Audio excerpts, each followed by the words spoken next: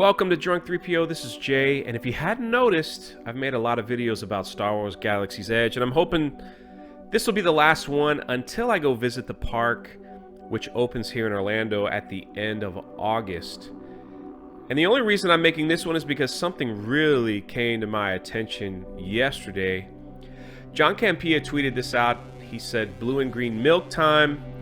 Star Wars Galaxy's Edge. I keep hearing it's not busy here, but it's 9 a.m. and the Falcon ride is a 2-hour wait, and the cantina is booked until 9 p.m. Well, John, that does not look like green milk. It looks like an infection green milk drink or whatever. But for the record, this is my favorite John Campea picture here. So, is it true? Is the attendance picked back up for Star Wars Galaxy's Edge? I'm not sure. Check out this. This woman reports that her son works for Disneyland and the attendance is so low that the company is asking cast members to help cut back hours. Cast member blockout dates have all been lifted. Did you see Disneyland's social media page today? The resort is begging people to return. She goes on to say, heads up, Disneyland management just had a meeting with sales are insanely low throughout the entire park and hotels. Seasonal cast members may have to be let go. Ouch. Universal reporting record-breaking numbers this 4th of July season. It looks like Disney's price increase is to blame. So I checked the Facebook page, and yes, on July 1st, they have a little post here that says it's a great day to visit Disneyland. What's the first must-do during your visit? And they posted a picture of all the wait times at the park. Now, if you've ever been to Disneyland or Disney World, you know that these wait times are a home run. Anything under 30 minutes is like a grand slam. You're like, man, this is awesome if you've ever been to some of these parks. And this is at 2 o'clock. 2 o'clock during the day. But Star Wars Galaxy's Edge was supposed to bring in the mass crowds. It was supposed to bring in the people. It's what they were advertising. So what went wrong? They've lifted all the blockout dates. They've lifted everything else. And people are still saying, there's no one here. Am I calling John Campea a liar? No, I'm not calling him anything. But he posted that it was full. And yet he is the only one that I found that posted it was full. So I need to hear from you guys. I haven't been there. I can't tell you. I'm only going on what is being reported by Fox News, CNN, MSNBC, all over social media. Everywhere else is that people just are not going to this theme park anymore. So I just want to know what happened. So please let me know in the comments below if this is just totally false. Let me know. One issue could be this from Scott Trowbridge. When asked why not make Galaxy's Edge like Tatooine or Coruscant or someplace that we know from the last 40 years, he says the answer really is we know those places and we know those stories that happened there and we know that we're not in them.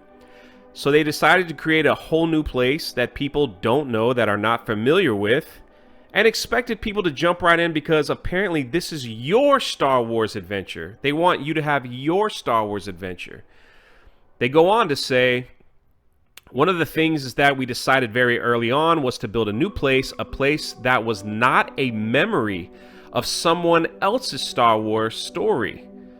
So basically they just said we want people to experience a new Star Wars story.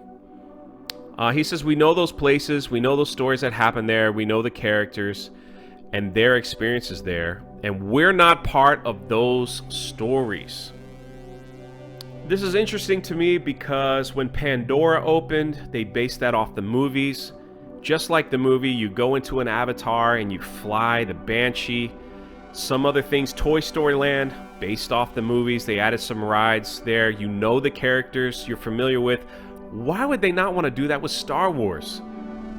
I just don't understand that. Why would they not want to do that with Star Wars? Why would they just want to expect you to enjoy it because it has the name Star Wars on it? Why would they want you to visit a land where you can't take photos with Darth Vader or anybody else? Now, I was told that those characters are by the Star Tours ride.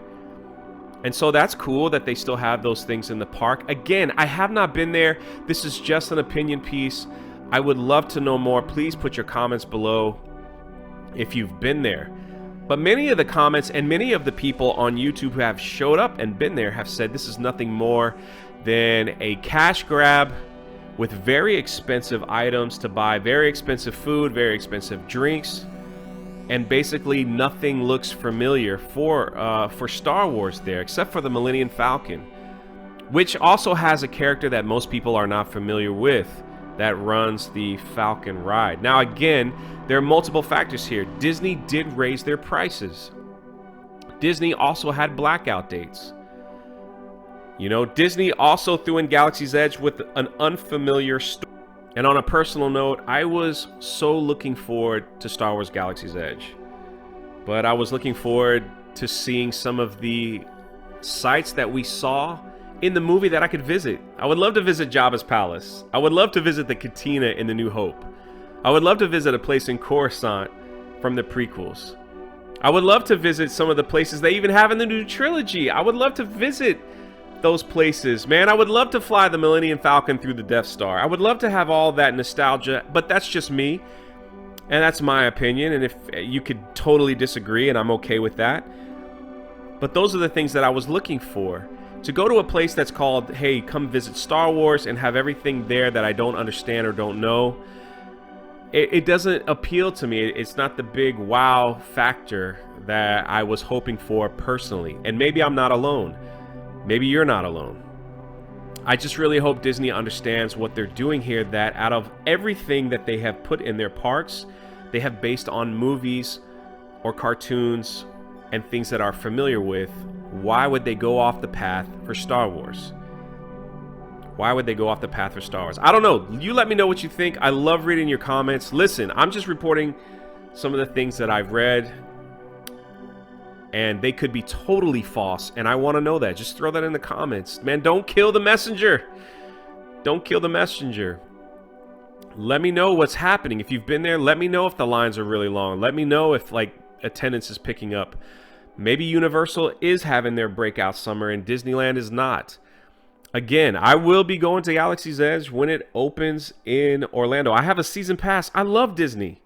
I love going to Disney World. I love going to Epcot. I love going to Hollywood Studios. I'm not trying to put this video out to kind of say, oh, this place is terrible and I hate it. No, no, no. I have a season pass. I go all the time.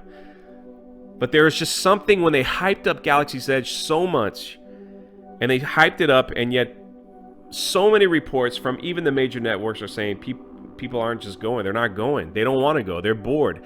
It costs too much. It's too much this. That maybe they need to look at themselves and figure out maybe we did something wrong. And the fact that people could be losing their job over this, they should really stop and reconsider. Let me know your comments below. That's the video, and I'll see you next time.